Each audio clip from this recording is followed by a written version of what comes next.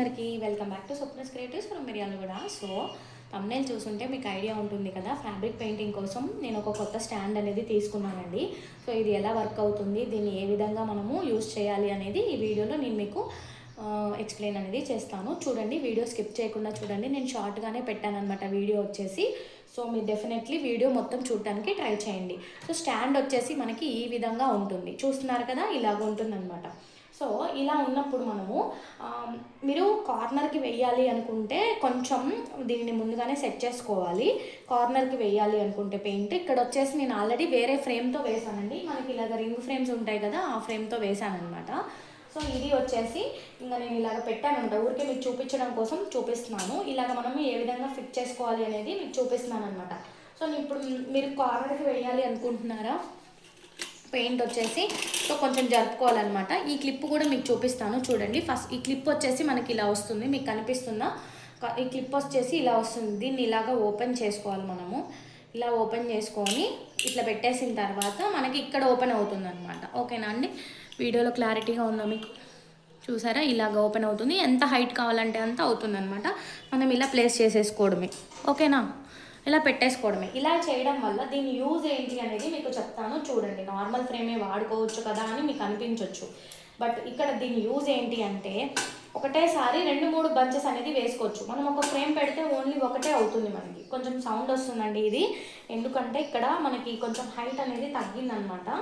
So దీని కింద మనం ఏదైనా క్లాత్ కానీ లేదా ఏదైనా చెక్క కానీ పెట్టేద్దాము. ఇక్కడ చూడండి, ఇది అడ్జస్ట్మెంట్ ఉంటుందన్నమాట, సేమ్ సైజు. అది నాకు సరిగ్గా రాలేదు, ఫస్ట్ టైం కదా నేను మీకు చూపిస్తున్నాను. అండ్ ఇలాగ మనం ప్లేస్ చేసేసుకున్నాము అంటే ఒకసారి ఫ్రేమ్కి ఇంకా మనకి మధ్యలో ఎంత పెద్ద బంచ్ ఉన్నా కూడా, లైక్ ఇప్పుడు బంచ్ వచ్చేసి మనకి ఫ్రేమ్ కన్నా పెద్ద సైజు ఉంటాయండి. ఫ్రేమ్ వచ్చేసి మనకైతే ఇప్పుడు ప్రస్తుతానికి ఈ సైజ్ కన్నా ఇంకా పెద్ద ఫ్రేమ్లు అయితే దొరకట్లేదు. సో ఇంకా మీకు పెద్దగా డిజైన్ కావాలి, ఫ్లోరల్ డిజైన్స్ వేయాలి అంటే చాలా పెద్దగా ఉంటాయి. అలాంటప్పుడు మనకి ఫ్రేమ్ చాలా బాగా యూజ్ అవుతుంది. అందుకే నేను తీసుకున్నానండి. శారీ పెయింటింగ్కి చాలా యూస్ఫుల్గా ఉంటుంది. అండ్ ఈ క్లిప్స్ వచ్చేసి మనకి కాస్ట్ ఎంత పడ్డాయి అంటే బాక్స్లో వచ్చాయండి. ఇవన్నీ వచ్చేసి మనకు ఒక 12 వచ్చాయన్నమాట.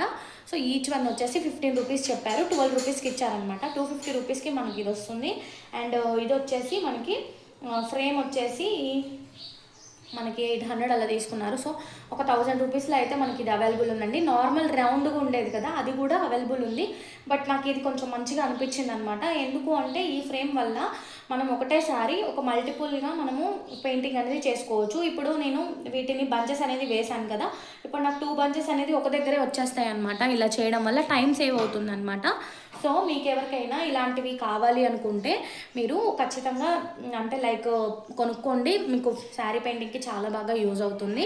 ఇంకా మీకు ఏమైనా ఫ్యాబ్రిక్ పెయింటింగ్కి డౌట్స్ ఉన్నా, అంటే సంబంధించినవి ఏదైనా డౌట్స్ ఉన్నా, బ్రషెస్, కలర్స్ ఏమైనా డౌట్స్ ఉన్నా కూడా మన ఛానల్ని ఫాలో చేసి సబ్స్క్రైబ్ చేసుకోండి. మీకు మంచి వీడియోస్ అనేవి ఉన్నాయి. అండ్ నేను లైవ్ క్లాసెస్ కూడా చేస్తున్నాను.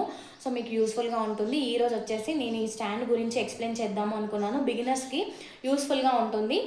లేదు ఆల్రెడీ పెయింటింగ్ చేస్తున్న వారికి కూడా ఇది యూస్ఫుల్గానే ఉంటుందండి. ఎంత కాస్ట్ ఉంటుంది ఏంటి అనేసి చాలామందికి డౌట్ ఉంటుంది కదా.